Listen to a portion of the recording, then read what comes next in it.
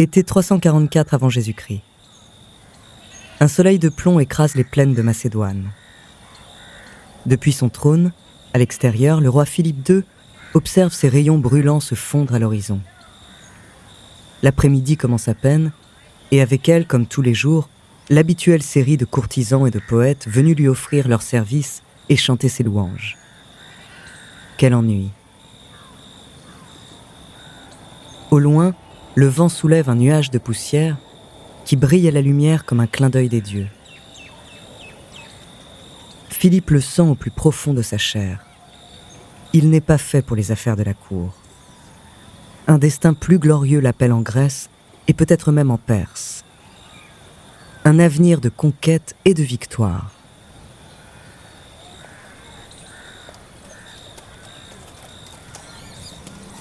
Mais le trot d'un cheval le sort soudain de sa rêverie. Un marchand s'avance vers lui en tenant par la bride un superbe étalon à la robe foncée. La bête est majestueuse, ses cuisses et sa croupe musculeuses.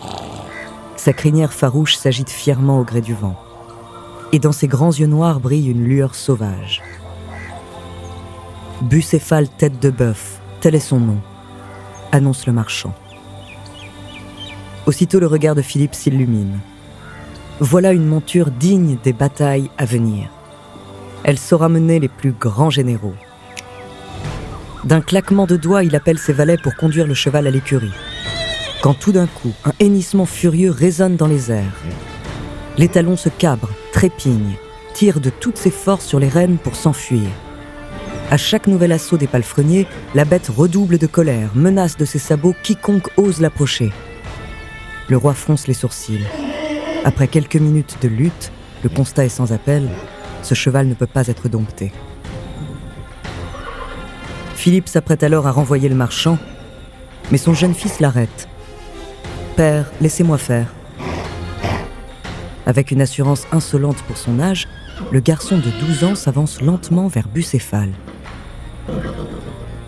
Depuis tout à l'heure, il observe ses mouvements brusques, scrute chacune de ses réactions.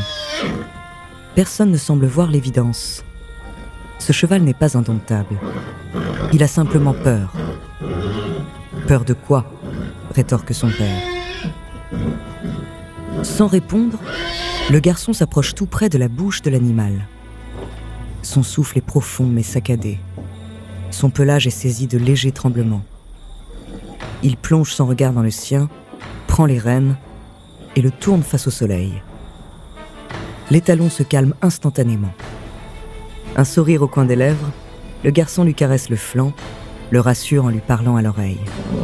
Et d'un geste aussi rapide qu'habile, agrippe sa crinière et monte sur son dos. Bucéphale se laisse faire. Il a trouvé son maître. Médusé, le roi observe la scène et l'intelligence de son fils le frappe soudain comme un éclair. Dos au soleil, le cheval avait peur de son ombre. Il suffisait de le tourner pour que la vue de cette silhouette sombre cesse de l'effaroucher. Sa voix résonne alors dans toute la cour. « Mon garçon, la Macédoine est trop petite. Cherche un royaume qui soit digne de toi. » Une parole visionnaire, lancée presque au hasard, car à cet instant précis, Philippe II n'imagine pas une seconde que la renommée de son fils Alexandre éclipsera bientôt la sienne pour les siècles à venir.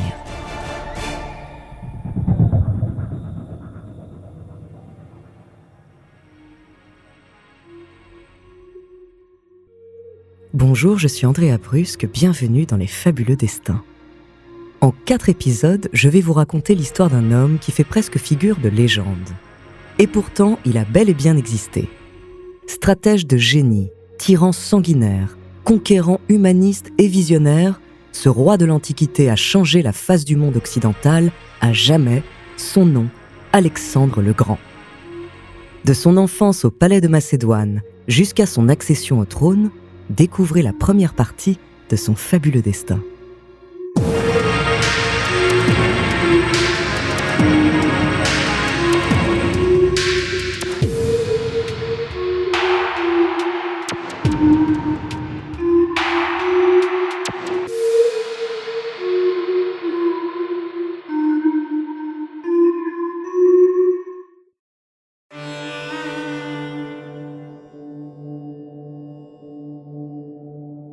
Pour comprendre dans quel contexte naît le jeune Alexandre, fils de Philippe de Macédoine, il faut remonter un peu plus de 100 ans en arrière, vers 480 avant Jésus-Christ.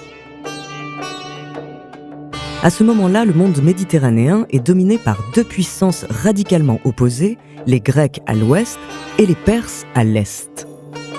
L'Empire perse est immense et ses ressources quasi illimitées. Il est composé de nombreuses provinces aux coutumes et à la culture parfois très différentes, gérées par des seigneurs locaux. Mais tous obéissent à un seul et même homme, le grand roi, qui a une autorité suprême sur son peuple.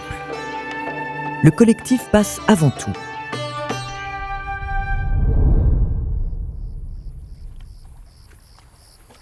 Pour les Grecs, c'est une aberration. En Grèce, chaque cité a sa propre autonomie, hiérarchie et système de gouvernement. C'est simple, le concept même de nation grecque n'existe pas vraiment. Parfois, ces cités forment une alliance pour repousser d'importantes menaces, souvent perses d'ailleurs, mais la plupart du temps, elles se font la guerre entre elles. On est thébain, on est spartiate, on est athénien, avant d'être grec. Car dans ces cités antiques, la démocratie est en train de naître. Et avec elle, la notion d'individu au cœur de la société.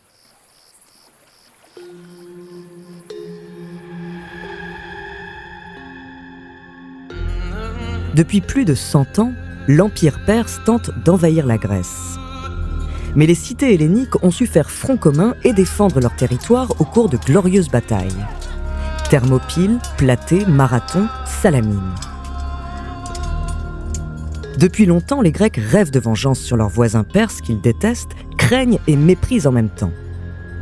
Seulement, les Grecs ont également un autre voisin, beaucoup plus discret, la Macédoine. La Macédoine est une province au nord-est du territoire grec. Ce n'est pas tout à fait la Grèce, mais ses habitants partagent un certain nombre de points communs avec ceux de ces fières cités, dont la langue et les croyances. Ils ont par exemple le droit de participer aux Jeux Olympiques. Or, en moins 359, un homme accède au trône de Macédoine, le roi Philippe II. Philippe a une ambition dévorante, et il ne va pas tarder à prendre le contrôle intégral de la Grèce. Mais il est loin de se douter que son jeune fils, Alexandre, va pousser la conquête bien plus loin encore.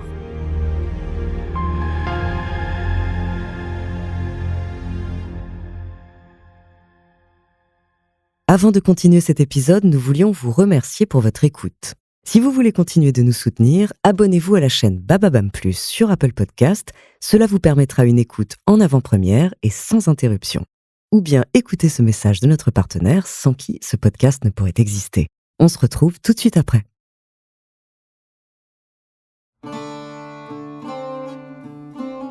En l'espace de 20 ans, grâce à sa finesse politique et sa puissance militaire, Philippe II soumet une à une les cités grecques à son autorité. Vers moins 340, la Grèce est désormais sous contrôle macédonien.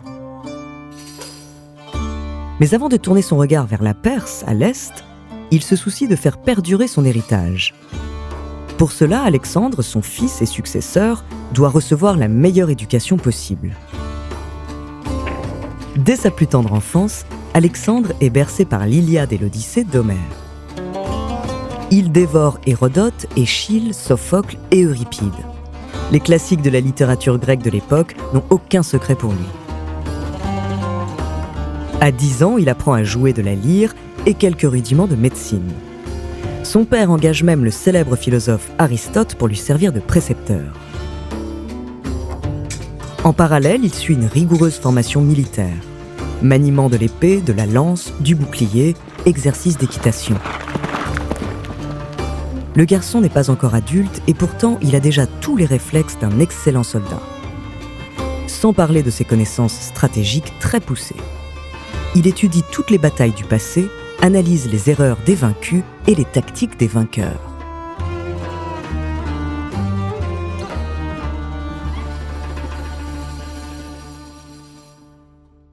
Ce qui lui manque encore, c'est l'expérience. Mais son père lui fait confiance. En moins 339, Philippe confie à son fils son premier commandement militaire, la mission défendre les frontières de Macédoine contre des tribus rebelles. Alors âgé de 17 ans, Alexandre s'en sort à merveille et revient victorieux. À ce moment-là, le roi Philippe II règne alors sur le monde hellénique en maître incontesté. Athènes, Thèbes, Sparte, toutes les grandes cités grecques lui ont prêté allégeance.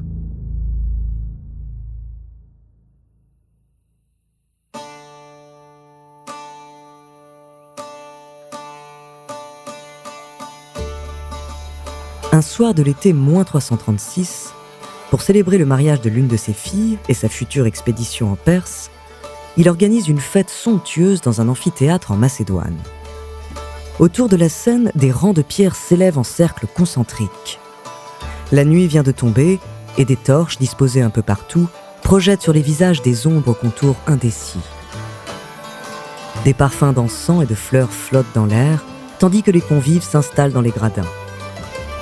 Aux murmures et aux rires répondent quelques notes de lyre. Et le vin coule à flot. Peu à peu, l'assistance se laisse joyeusement tomber dans l'ivresse. Alexandre est là, bien sûr. Il a 20 ans maintenant. D'élégantes boucles blondes lui tombent sur le front. Il a les traits fins, les yeux bleus et les joues rougies par l'allégresse de la soirée.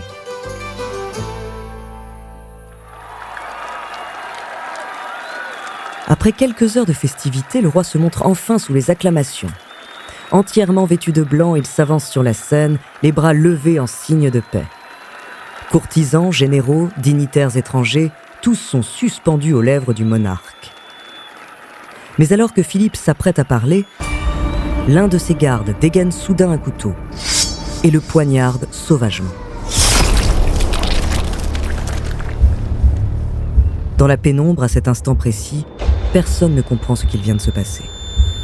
Personne ne voit la tache de sang s'élargir dans le dos de Philippe, ni l'éclat de ses yeux s'éteindre peu à peu. Il agonise en silence et tombe à la renverse, mort.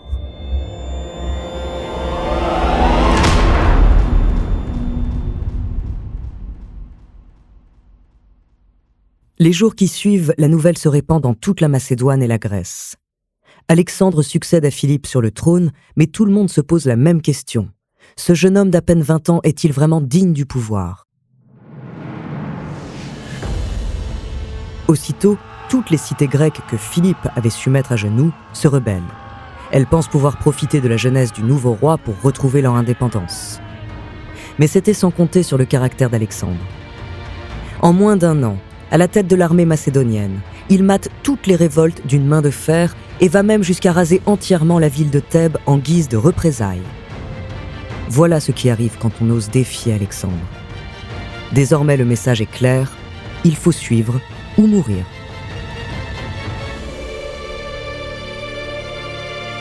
Mais le nouveau souverain ne fait pas que réprimer. Il promet également. Leur voisin à l'Est connaîtra bientôt le goût de la défaite sur leur propre territoire. Car après avoir établi la stabilité dans le monde grec, Alexandre est maintenant prêt à déferler sur l'Empire perse. Et son ambition n'a aucune limite.